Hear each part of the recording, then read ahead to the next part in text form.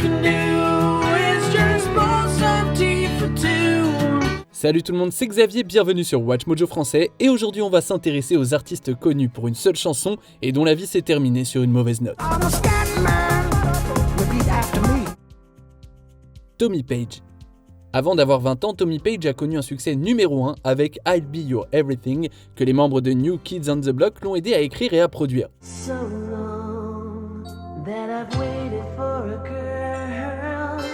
Outre son tube, Page est aussi connu pour son apparition dans l'épisode Crushed de la série La Fête à la Maison, où il était l'objet de l'affection de Stephanie. Après avoir mis fin à sa carrière d'artiste, Page est retourné à l'université de New York et a obtenu un diplôme de la Stern School of Business.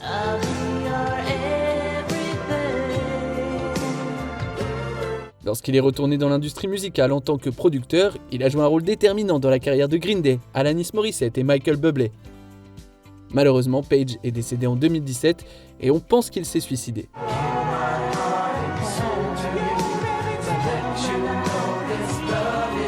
Sœur Sourire. Dominique, s'en allait tout simplement. Janine Dekers était une religieuse belge, alors membre de l'ordre dominicain, lorsque sa chanson Dominique a pris son envol. Routier, pauvre et chantant. Cette chanson joyeuse sur le prêtre Saint-Dominique a été nommée pour plusieurs Grammy Awards au milieu des années 60 et en a remporté un. En 1966, il y a même eu un film basé sur la vie de Dekers avec Debbie Reynolds jouant Sœur Sourire.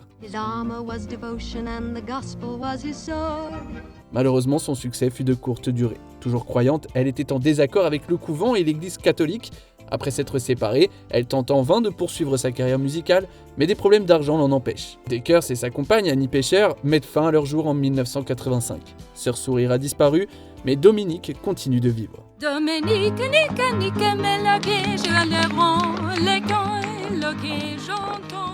Jennifer Page. Titre pop léger de la fin des années 90, Crush de Jennifer Page n'est pas une chanson que l'on associerait à une tragédie.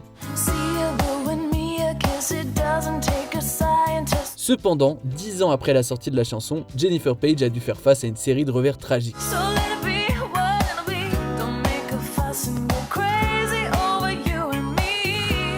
En 2008, ses parents sont décédés à 2 semaines d'intervalle et en 2010, leur maison a été emportée par une inondation. En 2015, on lui a diagnostiqué un cancer de la peau dont elle s'est finalement remise. Page a admis que ces tragédies l'avaient découragé, mais sa musique et ses fans l'avaient aidé à surmonter ces épreuves.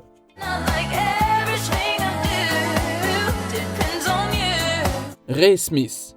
Les fans des jeux Fallout reconnaîtront peut-être la chanson de Ray Smith, Right Behind You.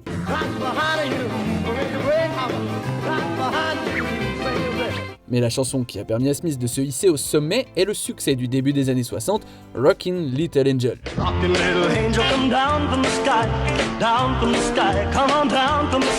Bien que le titre Rockabilly se soit vendu à plus d'1 million d'exemplaires et qu'il ait atteint la 22e place des charts, Smith n'a pas été en mesure de produire un autre succès.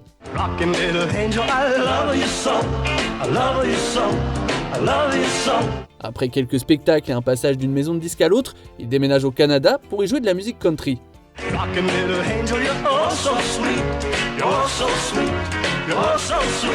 Malheureusement, en 1979, Smith s'est suicidé à l'âge de 45 ans. Rob Bass et DJ Easy Rock. Si vous êtes un fan de hip-hop old school, vous avez certainement entendu It Takes Two de Rob Bass et DJ Easy Rock.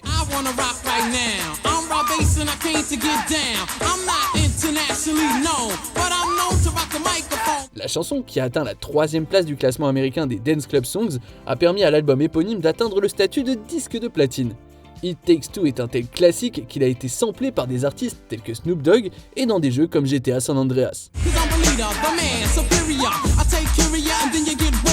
Le duo originaire de Harlem est ami depuis la petite école et a connu un succès modéré dans les années 80 et au début des années 90.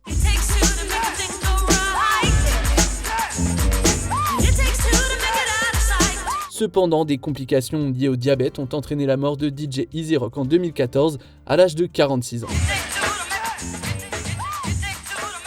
Scatman John.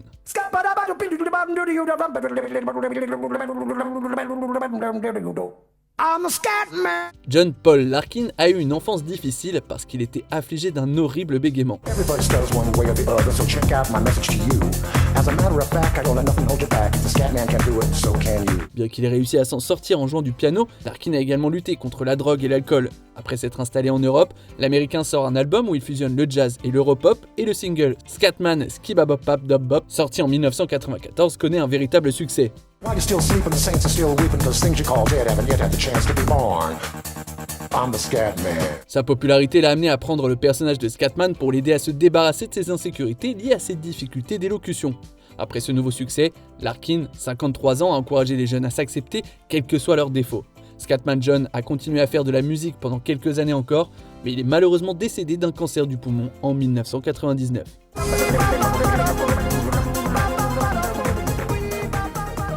Blind Melon. Ce groupe des années 90 a connu un certain succès critique et commercial grâce à leur chanson No Rain.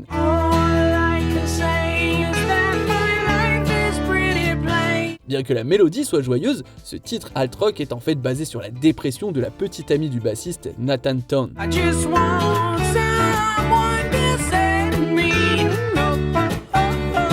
Le clip de ce tube classé au top 20 des charts américains a été réalisé par Samuel Bayer et l'on se souvient surtout de la jeune femme en costume d'abeille.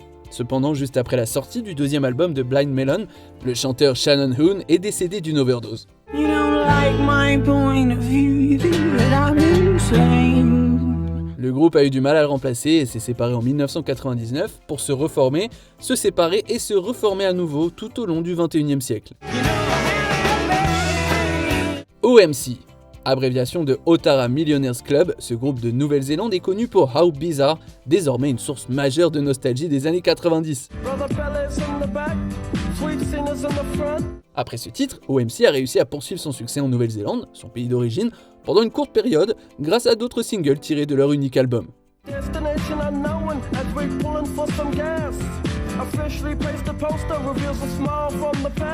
Cependant, en 1998, les deux membres d'OMC, Paulie Fuemana et Alan Janson, se sont affrontés devant les tribunaux pour des questions de droit d'auteur. Ils se sont toutefois retrouvés en 2005 pour enregistrer d'autres morceaux. Malheureusement, Fuemana est décédé d'une maladie affectant son système nerveux en 2010, à l'âge de 40 ans seulement. Del Shannon. Cet artiste est connu pour la chanson à succès Runaway.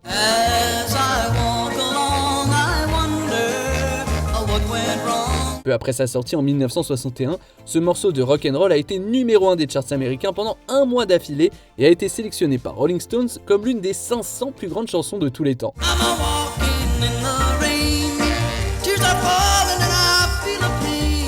Bien que Shannon ait continué à connaître un certain succès, sa carrière musicale a connu une période difficile dans les années 70 en raison de sa dépendance à l'alcool.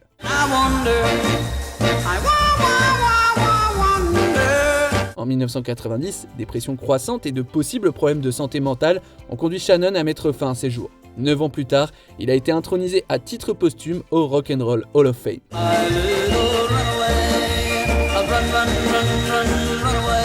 Avant de continuer, abonnez-vous à notre chaîne et sonnez la cloche pour être tenu informé de nos dernières vidéos. Vous pouvez être notifié occasionnellement ou pour toutes les vidéos. Sur votre téléphone, assurez-vous que les notifications sont activées dans les paramètres. Minnie Riperton.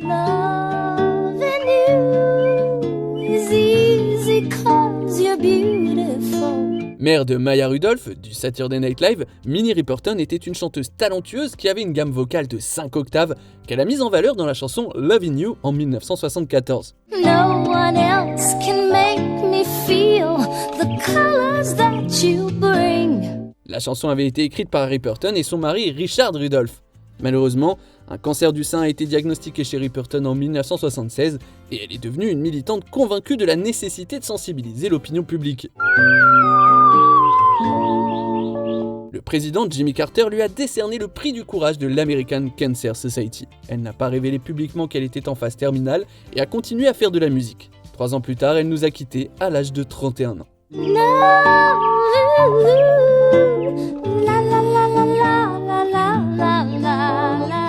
Selon vous, quelle est la vedette qui aurait mérité de connaître plus de succès ? Que pensez-vous de notre sélection ? Dites-le moi dans les commentaires et checkez ces autres super vidéos de Watch Mojo français.